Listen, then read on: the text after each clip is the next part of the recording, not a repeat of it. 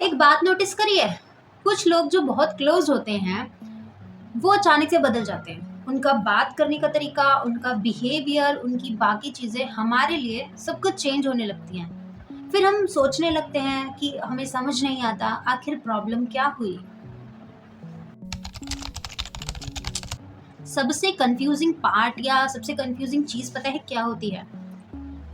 जो कल तक सब नॉर्मल था वो अचानक से बदल ही जाता है। सब कुछ एकदम अचानक से होता है।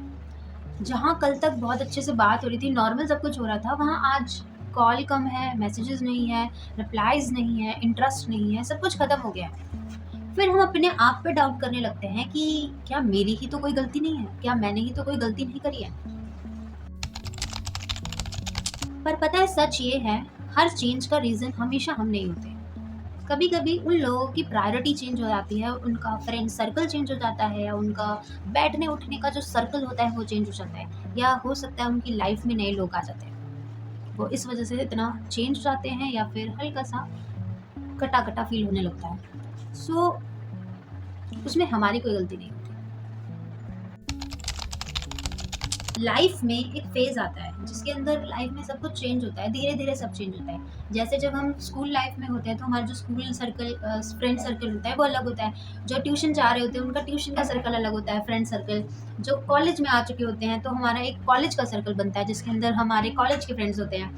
फिर जो जॉब कर रहे होते हैं उनका जॉब का होता है, उनके अलग सर्कल बनते हैं। तो मतलब मैं ये कहना चाह रही हूँ, हर जगह हमारा जो है सर्कल ना चेंज होता है। हमको नए लोग मिलते हैं, नई चीज़ें होती हैं। सो ये एक फेज़ है।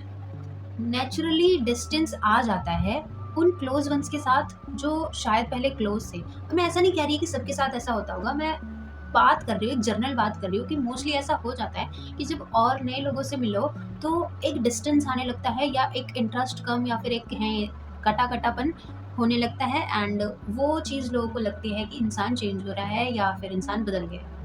या वो जैसे पहले हमें अटेंशन देता था या देती थी, या बात करता था या बात करते थे, जो भी था, अब वो चाहे रिलेशनशिप हो, फ्रेंडशिप हो, या कोई भी चीज़ हो, हर चीज़ पे अप्लाई होती है।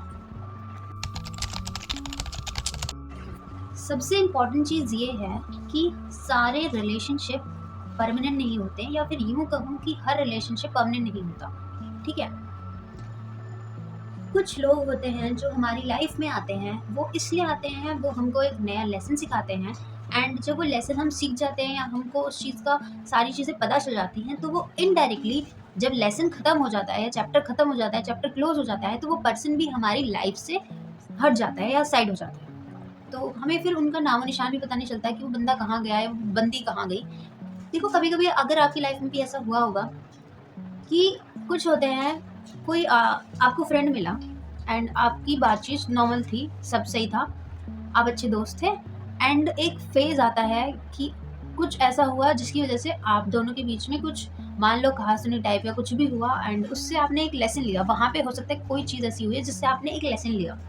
वो चीज़ उसने सिखाई, या उस लड़की ने सिखाई, उस लड़के ने सिखाई, या कोई भी फ्रेंड हो सकता है, कोई रिलेशनशिप में कोई कपल हो सकते हैं, कोई फ्रेंडशिप में 2 फ्रेंड्स हो सकते हैं, कोई भी हो सकता है। तो उन्होंने वो लेसन सीखा, वो लेसन कुछ भी हो सकता है। देन वो जब वो सीख जाते हैं वो चीज़, या चैप्टर उनका जहाँ तक उनका रोल होना था, वो जब खत्म हो जाता है, तो वो एक-दूसरे से फिर कटे-कटे होने लग जाते हैं। एंड ये लाइफ़ ऐसे ही चलती रहती है, ठीक है?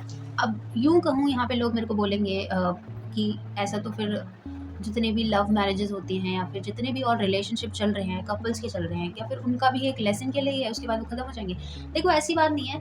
हर चीज़ की एक टाइम होता है, मतलब हर चीज़ का एक टाइम है।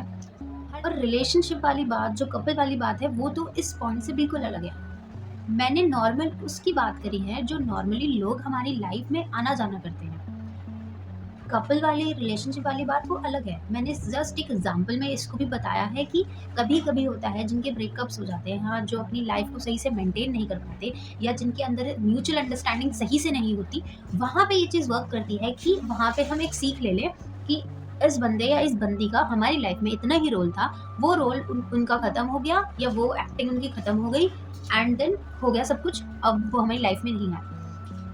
मैं इसको एक एज़ एन पिक्चर की तरह अज़्यूम करती हूँ सारी चीज़ें, कि जो भगवान जी हैं वो एक डायरेक्टर हैं, और हम यहाँ जितने भी लोग हैं ना, हम सारे यहाँ पे एक्टर, एक्ट्रेस और क्रिएटर्स ही हैं। जो अपनी लाइफ का अपना रोल प्ले कर रहे हैं और अपनी लाइफ में उसमें ना हीरो हैं, हीरोइन है, हर जगह वो हैं। तो मुझे ऐसा मैंने एक माइंडसेट बना रखा है, मेरे को ऐसा लगता है। सो जिसका जहाँ पे रोल प्ले खत्म हो जाएगा, वो अपनी उस लाइफ से कट होके दूसरे की लाइफ में एंटर करेगा, जहाँ पे उसका अलग रोल होगा। ठीक है? तो आई होप ये चीज़ में आप लोगों को समझ आई हो, जो मैंने थोड़ा ज़्यादा एक्सप्लेन कर दिया है। एंड यही है। इसीलिए जब आपकी लाइफ में कोई अचानक से बदल जाए, तो ज़रूरी नहीं है कि तुम गलत हो। कभी कभी लाइफ बस लोगों को अलग डायरेक्शन में ले जाती है, इस वजह से वो हमसे थोड़ा सा डिस्टेंस मेंटेन कर लेते हैं या थोड़े से अलग हो जाते हैं। सो यही चीज़ है।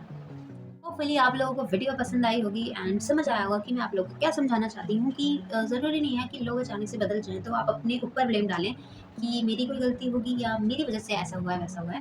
तो ज़रूरी नहीं है, सबकी लाइफ है, सबका फेज़ अलग है, सबका टाइम अलग चल रहा है, तो उन सबके टाइम को भी रिस्पेक्ट दो एंड उनको भी समझो और अपनी लाइफ में भी इंजॉय करो, बढ़िया रहो। ठीक है?